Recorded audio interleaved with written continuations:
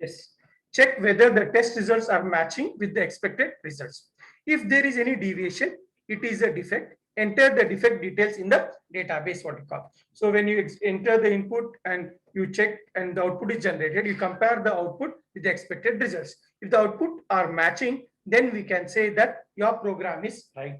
Yes. If suppose there is a mistake or defect, what you will do? Again, that program will be sent to the developer, rectify that defect, then the developer will send it for testing. So this will be repeated continuously, what you call. Yes. Yes. Every time the testing is repeated manually, entering the data, entering, yes, every time the testing is repeated manually, entering the data becomes boring. While the entering the data, mistake may happen. So when you're doing the task repetitive again and again, 1 or 2 or 3 times, it's very easier for you to do testing. When it is repeated a number of times, repeatedly to do the same task, it gets tired or bored. You'll get, so while entering the data, mistake may happen. So comparing actual results with the expected results. Yes.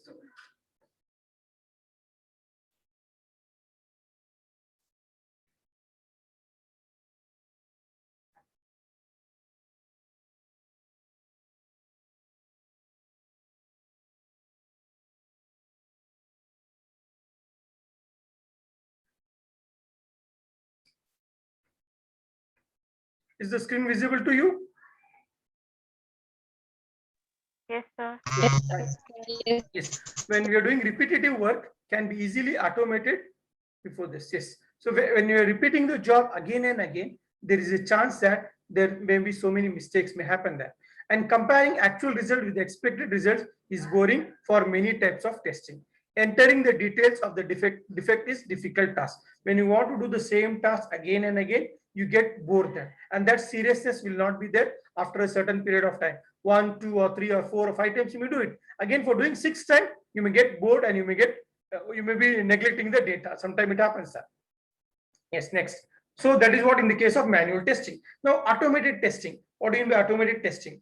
So a lot of repetitive work can be easily automated using software testing tools. So we may use some testing tools. For example, you may be studying in the logic for loop is that.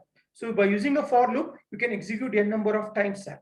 So the system will do it here. Same case here also in automated testing, tools are there. So we can give some conditions or we can give a repetitive work continuously. The system is going to do it. Whereas the computer will not get tired. It will do the task repetitively. Whereas human beings get tired and there is chances that we may do mistakes there. So a lot of repetitive work can be easily automated using software testing tools. So the testing tools are available. By using these tools, we can do the work repetitively. Lots of commercial and open source tools are available for carrying out functional testing and performance testing in the market. So some free open source tools are available, as well as proprietary software testing tools are also available for performing functional testing and performance testing. Tools are available for managing the entire testing process. So for managing entire testing process, like there may be different types of testing. Unit testing may be there, component testing, then we have system testing, integration testing, and so on. For looking after entire testing process, there are what you can test managing software is also available. Tools are available, you can call it. Yes, specialized testing tools are used for embedded system, network, etc. For testing your mobiles, for example, mobile is an embedded technology. So embedded applications, the tools are available. Testing for your network applications, tools are available. Nowadays, so many tools are available for testing, what you can call. Yes. So these tools can be used for performing automated testing, what you can call. Yes, fine. Next. So that is about the difference between manual testing versus automated testing. Manual testing, there is a chance that we may get tired and we may get bored. So there is a chance we may also make mistake there. So because of that, we can switch it for automatic testing or automatic testing we can call. In the automatic testing, the same work, there are some tools are there or softwares are there, which is going to perform the task again and again. Repetitive tasks can be done. And there are commercial as well as open source tools are available for performing functional and performance testing. And therefore managing the entire testing process, there is what you call Tools are also available, and even tools are available for embedded system, network, or any other type of domain. You can do testing, what you can call that. So that is about your automated testing.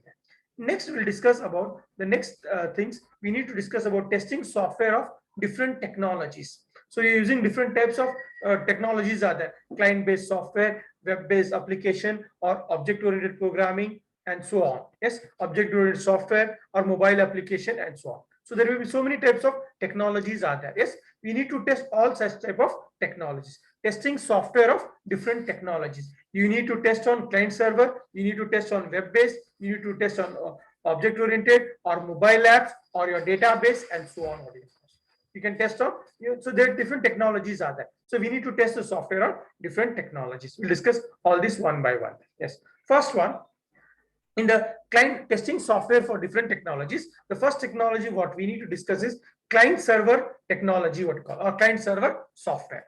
In client server system, the resources available on the server are accessed by multiple clients simultaneously. As you know, all are accessing. For example, the best example is your internet. We all are clients. We are accessing the internet from the server, what we call. So that is a client server architecture, we can call. Test engineers need to keep in mind that all clients may not use the same hardware and software, and in spite of the differences, the software should work there. So for example, server is somewhere else. So we are the clients. We may use different browsers. We may use IE, we may use Chrome, we may use Mozilla, we may use Opera, or whatever it is, but we are able to access the data. Same way here also, the test engineer should keep in mind that the clients may use what the clients may use different software and hardware. So your tools should be ready to test all the software, whatever the software they're using, they should be ready to test it there. So they should have the knowledge of all hardware and software, what you call it. Is fine. Even when multiple clients access the same resource simultaneously, the response should be very fast. If the system becomes slow, it is not acceptable. As you see, for example, when you are when the results have been announced, what happens when everyone is trying to access your results? So your server is overloaded, and hence the server get crashed.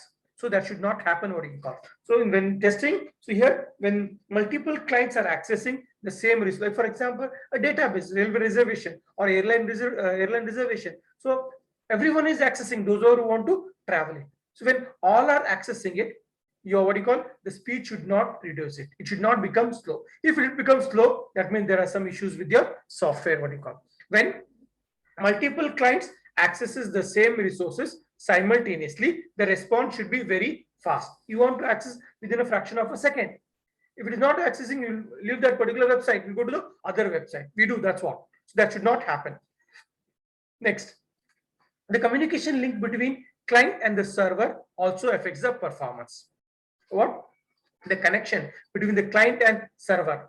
Yes, so that also is very, very important. Yes, the server should be easily accessible, what we call that. Yes, yes. Security is another important feature to be tested in client server system. Yes, security. As see how you're accessing your mails. For example, you're accessing your mails with your username and password. If your password is tampered or somebody accesses, what happens? Your data will be captured, what we call it. So somebody may tamper your data. So by using a username and password, that is one way of providing security. Or somebody is accessing your mail from some other system. Now it is not possible. They ask you a verification code. So if you are able to enter that number, so suppose if you are sharing your mail ID also, what you can call a OTP or some message or a number will be coming to your mobile phone. So if you accept it, that means a legal person is accessing your mobile data. So your mail, what you call. So the security is also very, very important in the case of client server architecture, what you call. So these are the things what you call the test engineer should keep in mind while when they are testing in the client server software, what you call. That's fine. Next. On the next technology is about web-based applications. In the web-based, what they need to do? As you know, web-based application, they are nothing but the internet or online application. Usually they are internet application, online application, what you call that. Yes. For example, the web application has to work with different browsers. As I told you, we all are users. We use Internet Explorer, Mozilla, Chrome, Opera, or whatever it is. So individual user, whichever they are familiar, they may use their own browser, but the server should respond to all the browsers. That's what. So you should develop an application such a way that it will support all the software or all the browsers. So the web, so you need to test for all the browsers. Is it clear like that? And the web application has to work with different browsers. Generally, most applications are tested only for one browser, and for other browsers, the display just looks bad. See, usually what the testers or developers, what they do, you testers, they test for one browser and they think that the software is compatible for other browsers. When you try to browse with other browsers, the what you call the Outlook or GUI may be not proper. It looks very bad. You may see that some applications, when you open in Mozilla, it may not work. Some application, it may support only Chrome. That should not happen. It should support any browser. That is what the good tester what we can do. Each and every link on every page need to be tested in a website. So a web-based application, there are so many links are there. Your home page or next page or main menu or your details, contact details, and so on, whatever it is. So you need to test every link on the particular web page. And each page download should not take more than 10 seconds. On your web page or website, there will be so many links, information about the department or information about the college. So when any link is there, that download should not take more time. So it should not take more than 10 seconds, what do you call it. Then if there are any audio video that are displayed on your website or a web page or a home page, that should be tested properly. The audio video need to be handled with additional care. Why? Because the images will take more memory there. You need to test properly. And also here, security is the most important issue for e-commerce application nowadays online. So we are doing it online, everything. You're purchasing online by sitting at home there. So e-commerce. So now, as it is e-commerce, we're using online purchasing and all. So what you call your security is another important factor. So they need to test that also. That is in the case of next technology. We call that as a web-based applications. Somebody read it.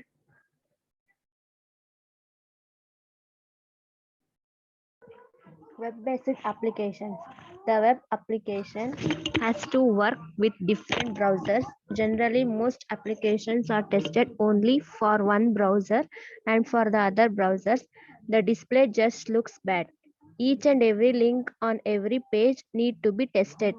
Each page download should not take more than 10 seconds. The audio or video need to be handled with additional care.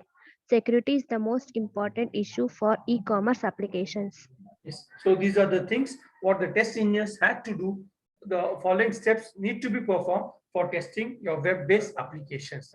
Next, for testing object-oriented software, your Java, for example, OOPS concept, what you call is object-oriented concept. For testing OOPS concept, what the test engineer has to do it.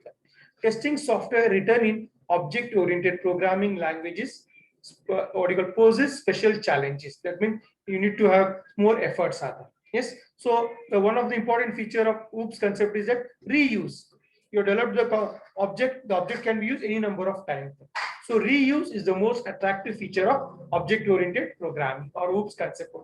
So reuse, you develop an object and or a class, and that class can be used any number of times.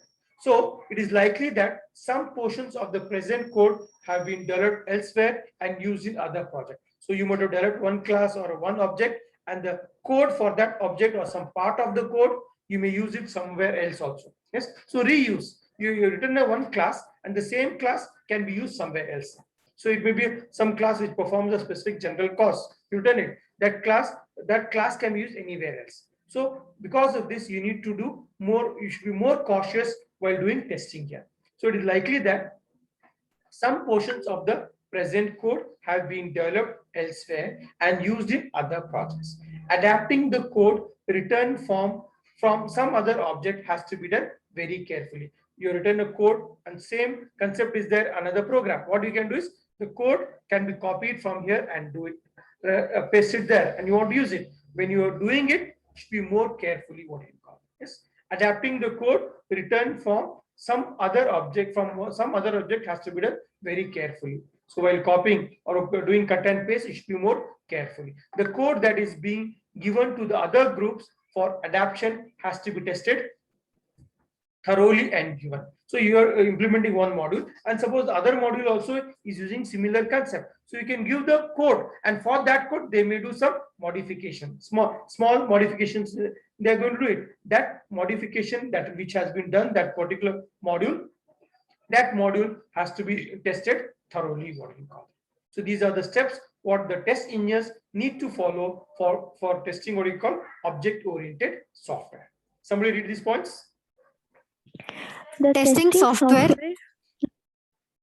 Testing software written in an object-oriented programming language poses special challenges. Reuse in the most attractive features of object-oriented programming languages. So it is likely that some portions of the present code have been developed where else and used in other projects. Adopting the code written from some other project has to be done very carefully. The code that is being given to other groups for other adaptations has been tested thoroughly and given. Yes. So these are the steps what the test engineers need to follow for performing or testing object-oriented software. It's fine. Next for mobile applications. So nowadays we have app for every purpose. We have app for that. You want to place some order, purchase item, we have got the app that. Yes, anything, whatever it may be, bank transaction or your transfer or like Phone Pay or Paytm. So many apps are available. You can do whatever you want. You can pay your light bill or phone bill. You can recharge, or you can make insurance or your loan repayment. Whatever you want, you can say you can do by sitting at home. That you do not go anywhere. A what you call smartphone is sufficient for a single app will do all your tasks. What you call it. So how what do you call the what the test engineer has to do for testing what you call mobile application. Following issues has to be considered while developing mobile application. Small display size. See, on a small, maybe like 3x4, where you already got the size of your mobile phone. Within that mobile phone, your data has to be displayed. A video has to be displayed, or audio has to be displayed. Or you have to play it. So it should be more compatible. So it's very, very important to design the app. So design the app so that it should display for all the mobile phones. Again, the mobile phone, there are different types of phones are there. So different companies are there. So your software should be adaptable for all the phones. It should display in the same format, whichever mobile phone what you use. And low bandwidth for mobile network. So bandwidth should be very, very low so that it should be accessible to the remotest place of the place, what you call that. So bandwidth should be very, very low there. Yes, so that it can be accessed by anybody in anywhere it can call. And what you can call, there should be high delays should be there. And it should use different mobile communication protocols. So it should use the different protocols has to be used. Yes, like TCP, bar IP, or for mobile protocol, so many other they can use it. So these are the things what they need to keep in mind while developing what you can for testing the what you call applications or apps for mobile applications. Yes, fine. Somebody go through these points.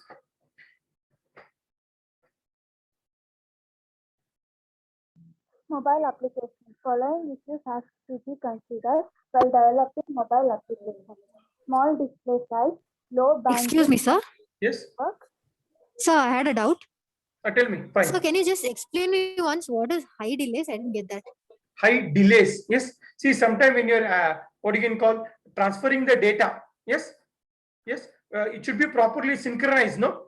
They should be properly synchronized. Simply, if you transfer the data continuously at a random speed, what happened? So the transfer speed should be synchronized properly between the app and the particular mobile what you can call. So what you call, there should be proper synchronization should be there. If you transfer at a very fast rate, if your mobile phone, sometimes the speed may be slow or bandwidth will be very low, you may not be able to access it. So there should be proper synchronization should be there between the transfer rate from the server to the particular app. Is it clear?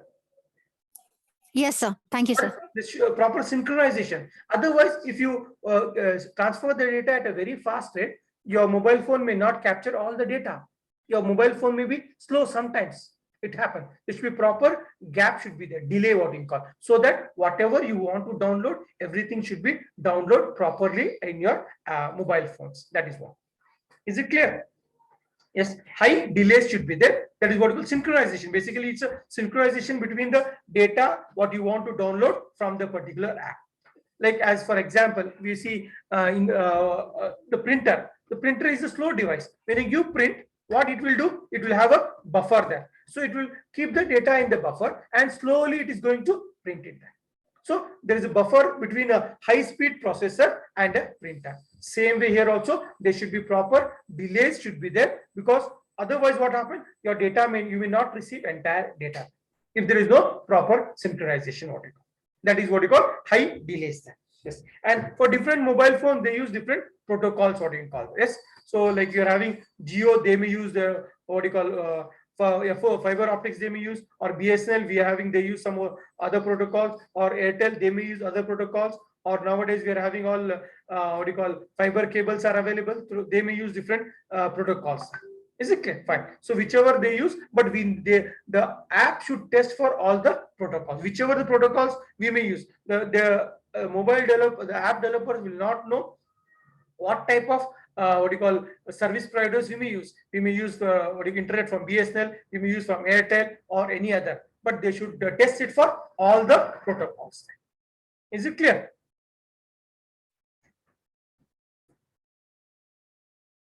Yes, read these points.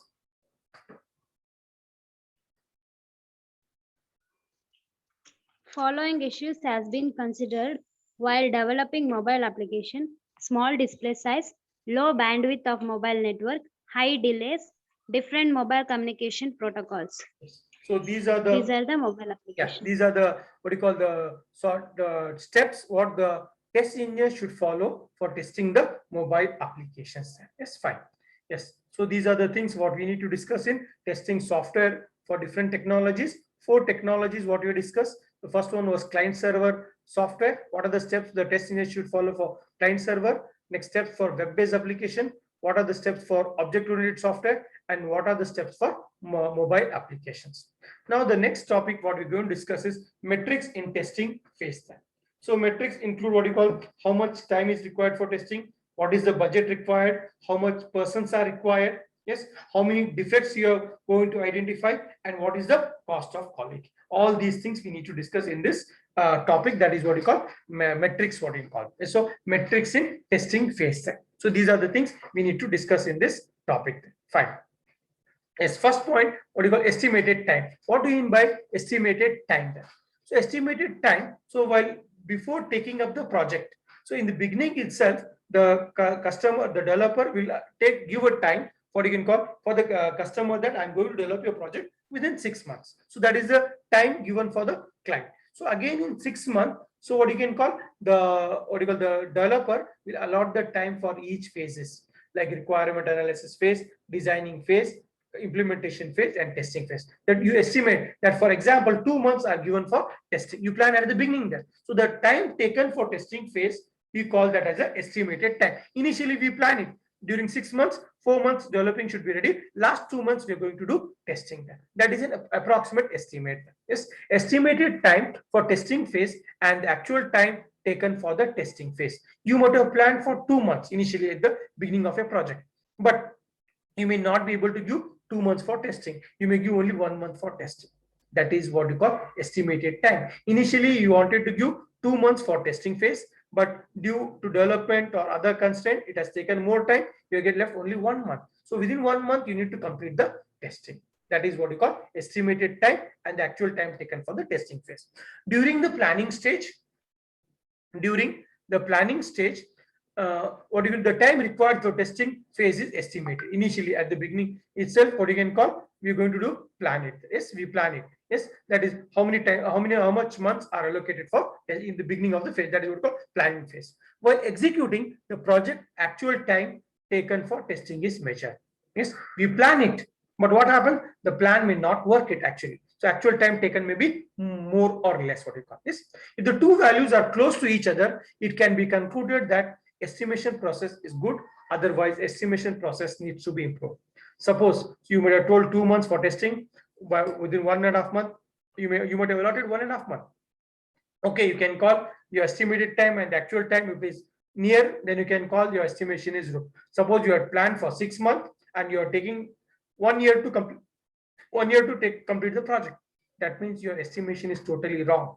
What the estimation you have done is totally wrong. You need to improve your estimation model. That is what. So if it is nearer, suppose instead of 6 months, you are able to complete it within 8 months. Okay, fine. That can be a good estimation. What you need to improve it. Fine. That is what you call estimated time.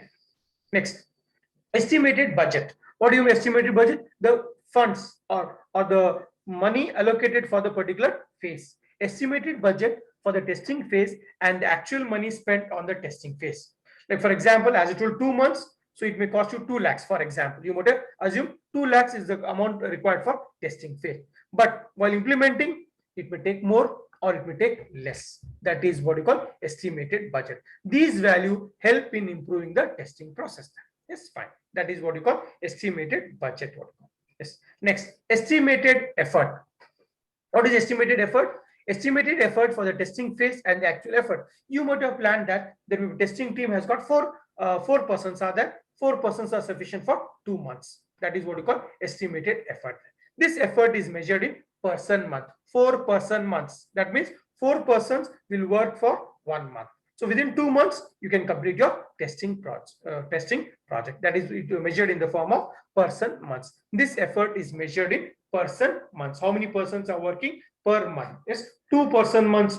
What you can call or 4 person months means 4 persons are working per month, or 2 person month means 2 persons are working per month. What do you call? That is what you call estimated effort. What you call? Yes. Next, defects density. What do you mean by defect density? The number of defects found for 1000 lines of code is called as the defect density.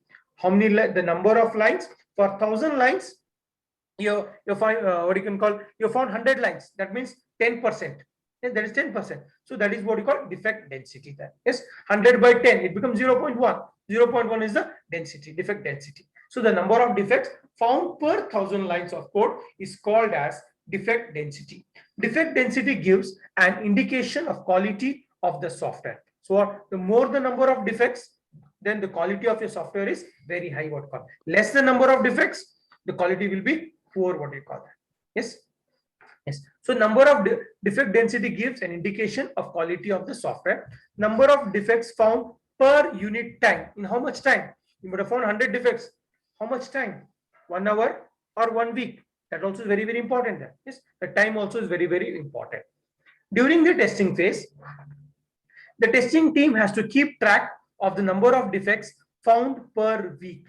So the testing team, they need to keep track how many defects you have found in week. Yes, that is what all these things they need to keep a report. That testing report they need to generate.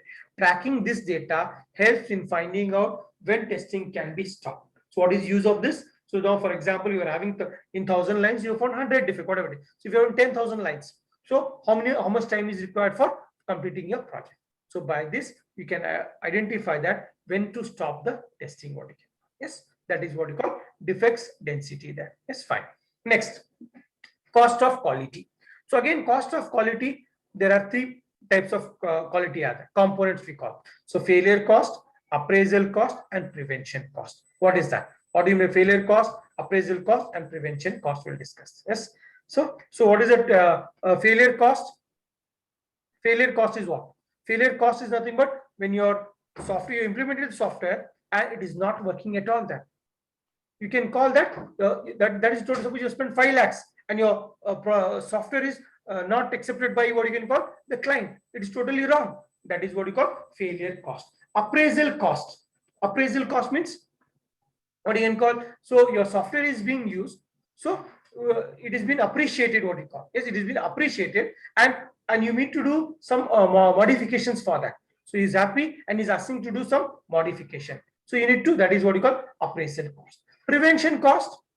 Like for example, you give 1 year free services, yes, or maintenance free. So if anything happens to your software for your project for 1 year, we are going to provide the services. Prevention cost or maintenance cost. What you call. So that is what you call. These are the 3 components of quality. What you call. Then, when we should stop testing. So we are doing testing continuously, but there should be a time of when we should stop at a particular criteria. Yes, what is that? When we need to stop, we'll see that. What is that? Yes. What is that? So, surprisingly, it is very difficult to say when the testing phase is complete and when the product can be released. So there should be some, you might have planned for 1.5 months as a testing phase, but still your testing is not complete. When, what you should do then? So whether we should keep on testing or whether still bugs have been identified, we should end at a particular point. As you keep testing the software, it may be happen that you keep getting a defect and this process may go on forever. So what happened? You're doing testing, defects are being identified continuously. Even after 1.5 months, defects are being, no, minimum defects are not there, still you're able to find. So what is the criteria? When we should stop? There should be some criteria to stop. What is that? On the other hand, you may not detect any defect, but what is the guarantee that there is no hidden defect? Suppose another criteria may be there. You're testing, there are no defects at all there. Here at this environment, there are no defects, but later point there may be defects. And that defect may show its effect on the day that the software is delivered to the customer. So what happens when you are doing testing? There are 0 defects, but once you install the software on the customer, immediately it will show you defects. So after all the effort of developing the software, you are not sure whether it is ready for shipment. This proves our point once more, testing is difficult. So there is no guarantee that there may be bugs. We may say there are no bugs. At this particular moment of time, bugs may not be there. Next moment, when installing the customer environment, it may show bugs. So it is we say that testing is very, very difficult.